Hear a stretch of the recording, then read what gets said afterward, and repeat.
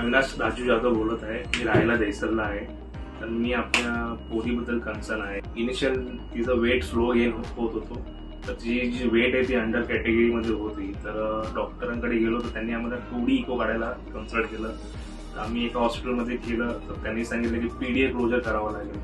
तर सेम आम्ही आणि 2-3 ठिकाणी गेलो, तिकडे आम्हाला सेम सांगितलं करावं लागेल. तर आम्हाला आता PDA क्लोजर करायचं होतं. तर आम्ही माझ्या एका फ्रेंडची ती डिलिव्हरी झालेली. तर तिने बोलले की भक्ती विधान हॉस्पिटल हा चांगला हॉस्पिटल आहे, तुम्ही जाऊन एकदा फक्त भेटा. तर इथे जेव्हा माझे फॅमिली मेंबर आले तेव्हा doctor Sandeep Patil sir, doctor Harminder Singh sir, doctor Sandeep Garg sir हे भेटले. त्यांनी समजवलं, फॅमिलीला समजवलं. आणि नेक्स्ट टाइम जेव्हा मी आलो तर मलाही त्यांनी टिकपर्यंत समजूत काढली माझी की असं तुम्हाला करावं लागेल आणि हे बेस्ट आहे.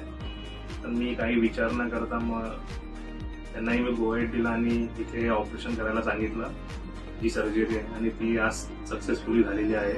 तर मी पुढेही म्हणजे आणि ज्या लोकांना ते चांगल्या प्रकारे म्हणजे अगर हॉस्पिटल बघत असाल तर मी तुम्हाला रिकमेंड करतो की तुम्ही भक्ती विधान हॉस्पिटल तुम्ही येऊ शकता. तुमच्या पेडियाट्रिकसाठी आणि ॲडल्ट वॉटेवर सगळ्यांसाठी बेस्ट हॉस्पिटल आहे.